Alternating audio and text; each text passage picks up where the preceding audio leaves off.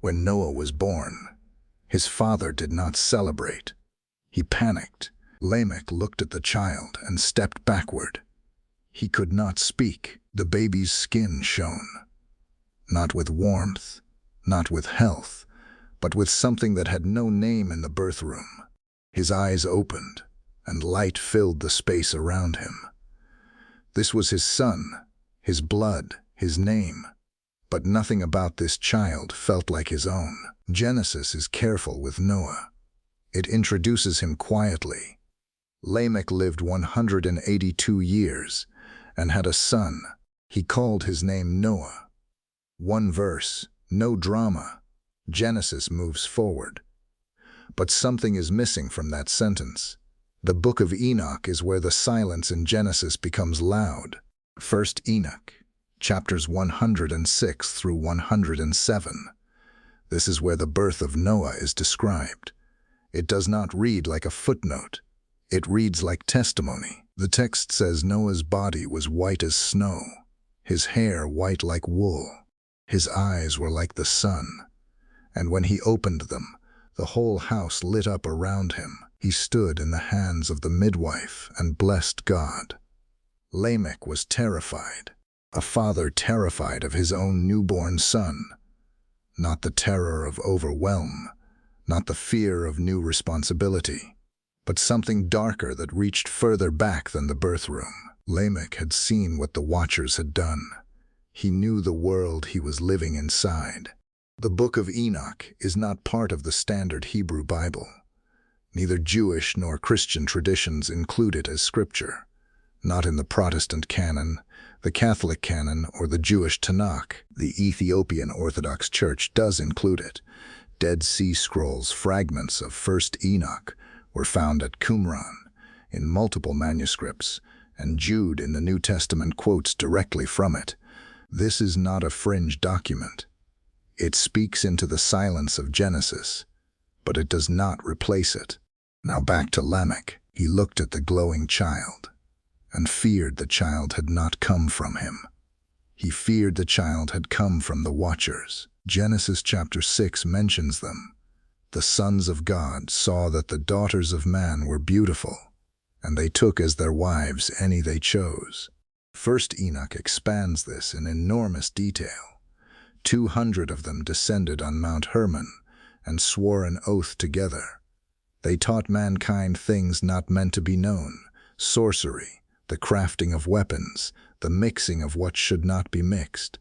They fathered children who were enormous, who did not belong to the natural order. The Nephilim, a generation that devoured the earth from the inside. Lamech lived inside this world. This was not ancient history to him. It was his present reality. Violence spread across every nation, and the blood of men and animals filled the ground. Genesis describes the depth of it in a single devastating sentence. Every intention of the thoughts of man's heart was only evil continually. And there were children who did not look like their fathers.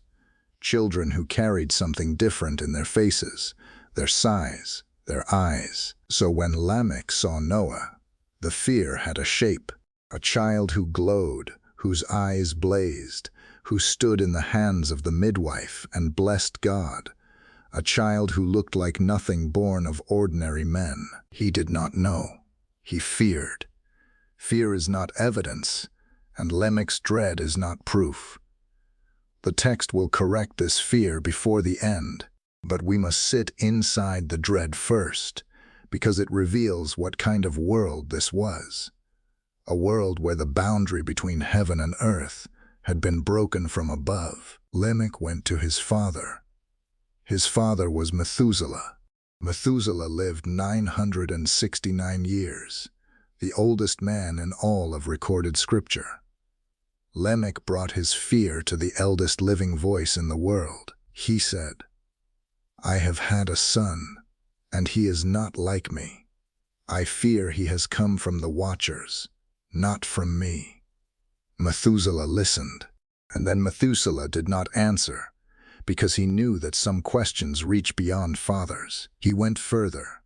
He traveled to the ends of the earth to find Enoch. Enoch was not living among men at this point. Genesis tells us why. Enoch walked with God, and he was not, for God took him. He did not die. He was removed, placed outside the ordinary world. Methuselah reached him. He brought the question across whatever distance separated them. My son Lamech has had a child, and this child does not look like ours. His body glows, his eyes shine.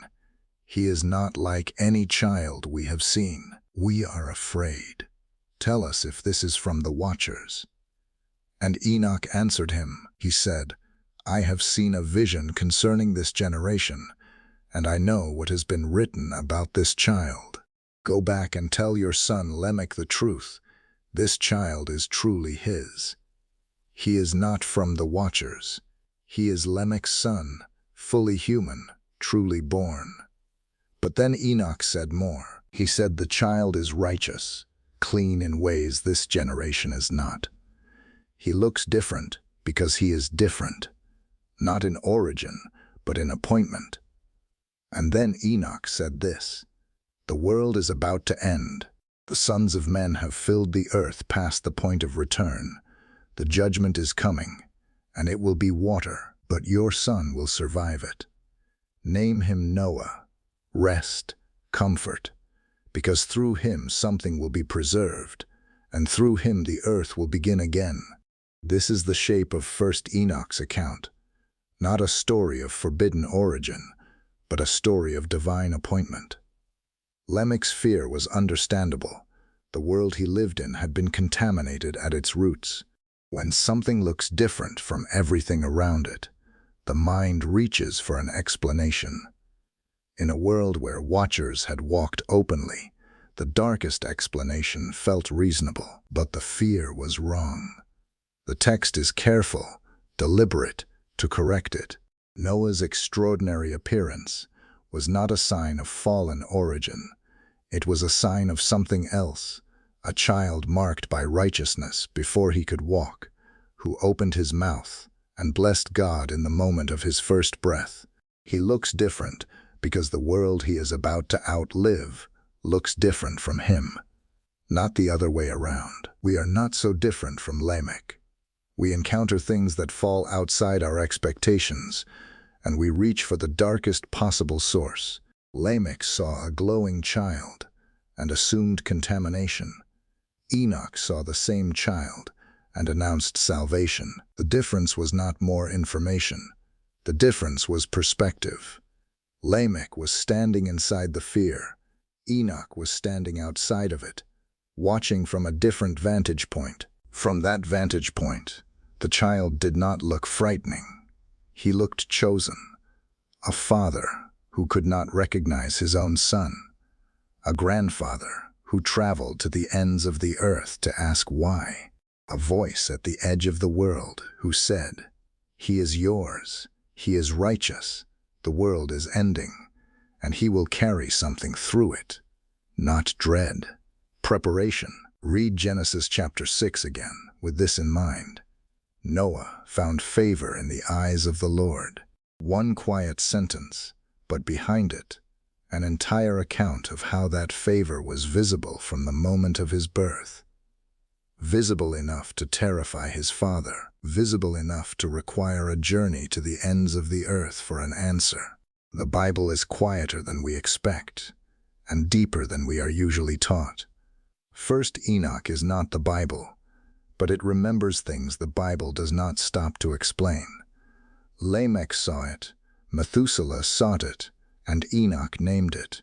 Not corruption, righteousness, marked for survival before the flood had a name.